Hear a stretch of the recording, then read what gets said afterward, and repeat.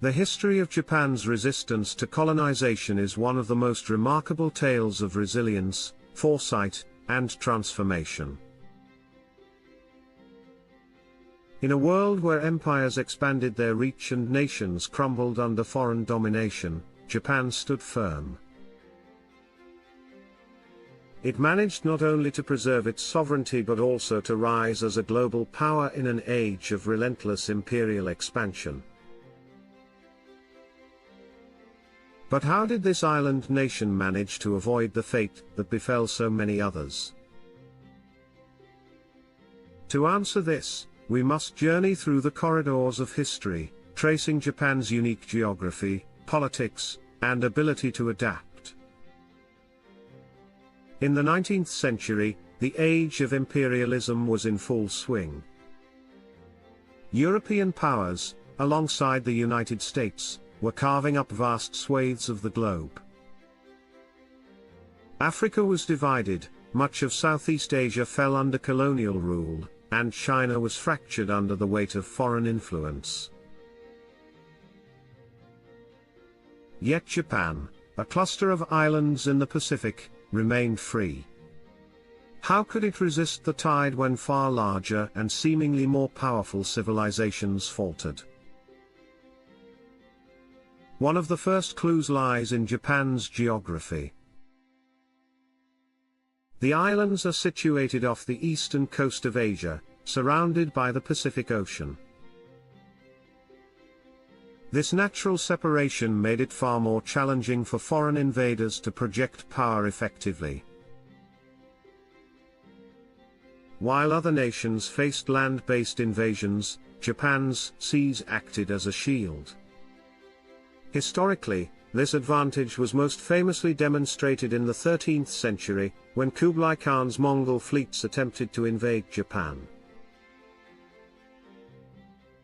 Both times, the invasions were thwarted, once by fierce Japanese resistance and the second time by a powerful typhoon, which the Japanese later referred to as the Divine Wind or kamikaze.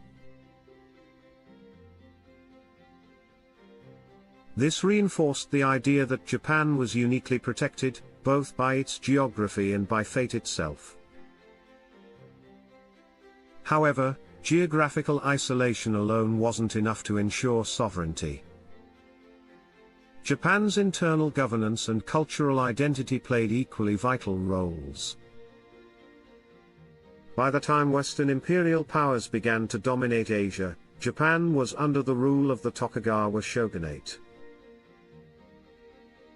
This feudal military government had been in power since the early 17th century, unifying the country after centuries of internal strife.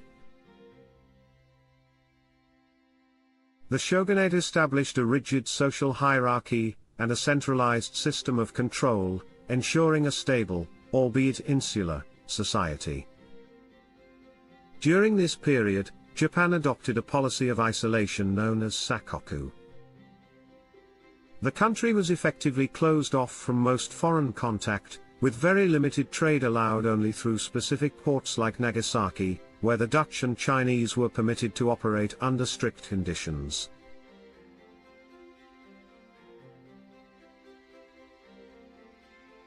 While some saw this as a retreat from the world, it was, in reality, a deliberate strategy.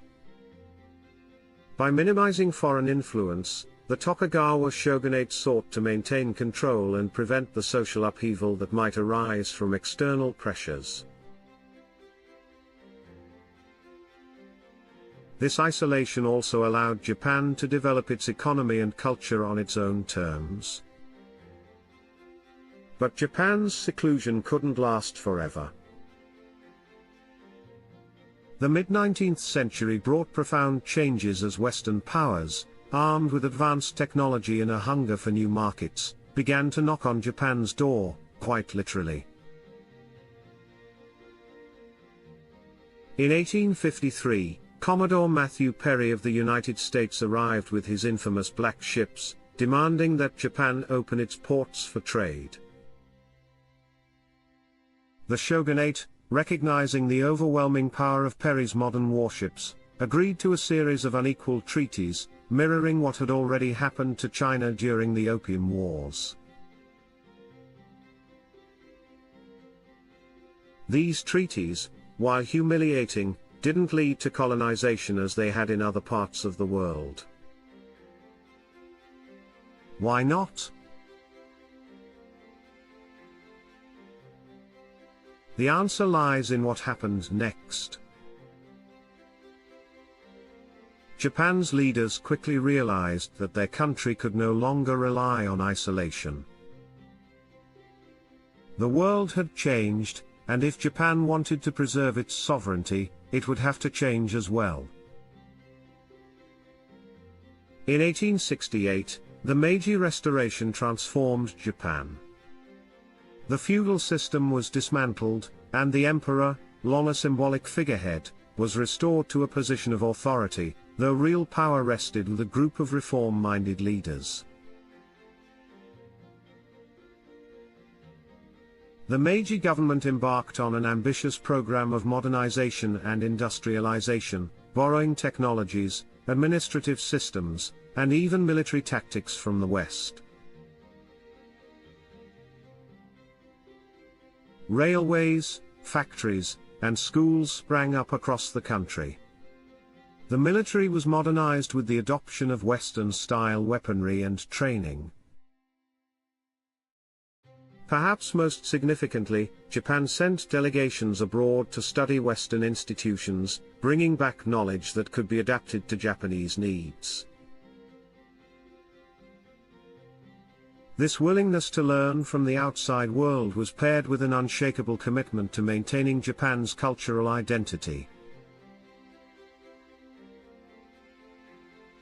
Unlike some nations that struggled to reconcile modernization with tradition, Japan managed to strike a balance.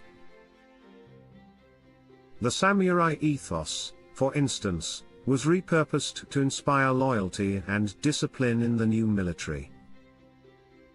Traditional arts flourished alongside the latest industrial innovations. By making modernization a means of strengthening national identity rather than replacing it, Japan avoided the social fracturing that often plagued colonized nations. Japan's rapid modernization paid off in ways that stunned the world. By the end of the 19th century, the country had transformed into an industrialized power capable of standing toe-to-toe with Western nations.